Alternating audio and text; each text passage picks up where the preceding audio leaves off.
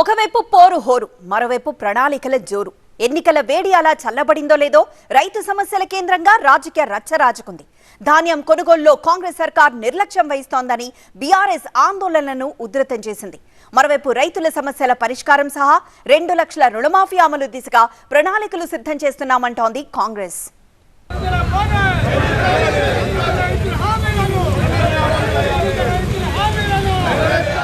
ధాన్యం కొనుగోలు కేంద్రంగా తెలంగాణ వ్యాప్తంగా ఆందోళనలు ఊపందుకున్నాయి.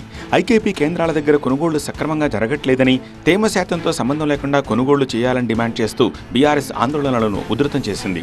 తడిసిన ధాన్యం ప్రతి గింజ కొనుగోలు చేయడమే కాదు, 500 రూపాయల బోనస్ ఇవ్వాలన్నారు కేటీఆర్.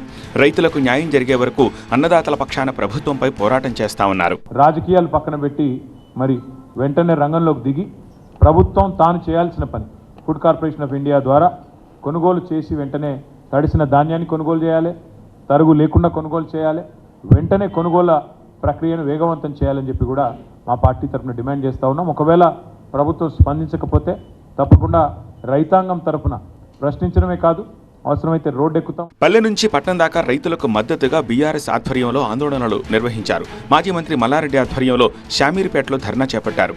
దొడ్డు వడ్లకు కూడా 500 బోనస్ ఇవ్వాలని డిమాండ్ చేశారు. దొడ్లకి సన్న వడ్లకి నువ్వు వేసేటప్పుడు చెప్పు, వచ్చే ఏడాదికి చెప్పు, మళ్ళీ ఏడాది చెప్పు, 2 ఏళ్ళైనాక చెప్పు. అయ్యా బాబు, ఈ తర్వాత మీరంతా సన్న వడ్లు వేయరి, దొడ్డు వడ్డు వేయము, మేము కొనము, దానికి గిఫ్ట్ రాదని. ఒక్క గిఫ్ట్ లేదు, ఒక్కటి లేదు ఇప్పటిదాకా. వాళ్ళు ఇచ్చిన గ్యారంటీలకి ఏ గ్యారంటీలో చెప్పు, ఒక్క గ్యారంటీ లేదు. కాంగ్రెస్ రాగానే నీళ్లు మాయమైనాయి, కాంగ్రెస్ అంటేనే చెరువులు మాయమైపోయినాయి, కాంగ్రెస్ అంటేనే కరెంటు పోయింది, కాంగ్రెస్ అంటేనే పైసలు మాయమైనాయి, కాంగ్రెస్ రాగానే రియల్ ఎస్టేట్ పోయింది, మొత్తం దివాలు తీసింది తెలంగాణ అంతా. అన్నమో రామచంద్ర రైతన్నలు అయితే పనిలో పనిగా పార్టీ మారుతున్నారనే ఊహాగానాలు ప్రచారంపై తన మన్ కీ బాత్ చెప్పారు మల్లన్న. రైతులకు న్యాయం జరిగే వరకు పట్టిన పట్టు వదిలే ప్రసక్తి లేదన్నారు ఆయన. నిలదీస్తున్నా ఇవాళ రైతులు బాధపడుతున్నారు, ఆత్మహత్యలు చేసుకుంటా అంటున్నారు, ఇబ్బంది పడుతున్నారు. నేనెందుకు పోతావా కాంగ్రెస్కు? నేను ఇళ్ళనే ఉంటాను, నేను బీఆర్ఎస్లోనే ఉంటాను, నేను ఇళ్ళకి గెలిచి అల్లకెందుకు పోతావా? నేను ఇళ్ళకి పోను. కాబట్టి కాంగ్రెస్ ఏవైతే గ్యారంటీలు ఇచ్చిందో ఆ గ్యారంటీలు ఇవ్వాలని మేము చేస్తున్నాం. తప్పకుండా పోరాడతాం ప్రజల తరఫున, రైతుల తరఫున. రైతులకు మద్దతు పేరిట బీఆర్ఎస్ రాజకీయం చేస్తోందన్నారు కాంగ్రెస్ ఎమ్మెల్సీ మహేష్ గౌడ్.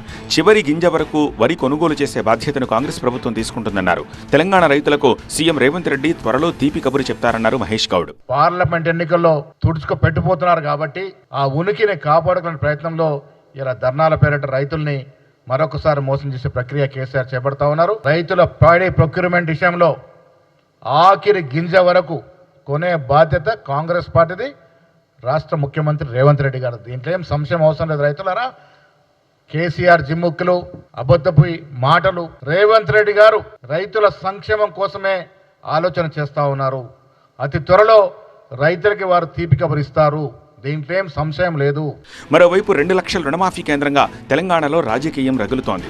15 ఆగస్టు కల్లా రైతులకు 2 లక్షల రుణమాఫీ చేసి తీరుతామని సీఎం రేవంత్ రెడ్డి ఎన్నికల ప్రచారంలో ఒట్టేసి మరీ చెప్పారు. అయితే బీఆర్ఎస్, బీజేపీ 2 పార్టీలు కూడా ఈ అంశంపై కాంగ్రెస్ సర్కార్ను టార్గెట్ చేస్తూ విమర్శలు సంధిస్తున్నాయి.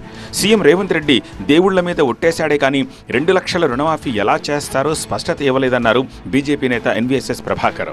హామీల అమలు విషయంలో కాంగ్రెస్ ప్రభుత్వం పూర్తిగా విఫలమైందన్నారు. లోక్సభ ఎన్నికల తర్వాత తెలంగాణ ముఖచిత్రం మారబోతుందన్నారు ఆయన. విమర్శలు ఎలా ఉన్నా రైతు రుణమాఫీ విషయంపై సీఎం రేవంత్ రెడ్డి ఫోకస్ పెట్టారు. రుణమాఫీ సహా ధాన్యం కొనుగోళ్లపై అధికారులతో సమీక్ష నిర్వహించారు. కొనుగోళ్లలో ఎట్టి పరిస్థితుల్లో దళారుల జోక్యం ఉండకూడదు, కళ్ళాల దగ్గర రైతులు ఇబ్బంది పడకూడదు, తడిసిన ధాన్యం, తేమ విషయంలో రైతులను ఇబ్బంది పెట్టొద్దని ఆదేశించారు. కొనుగోలు కేంద్రాల దగ్గర జాప్యం చేస్తే అధికారులపై చర్యలు తప్పవన్నారు.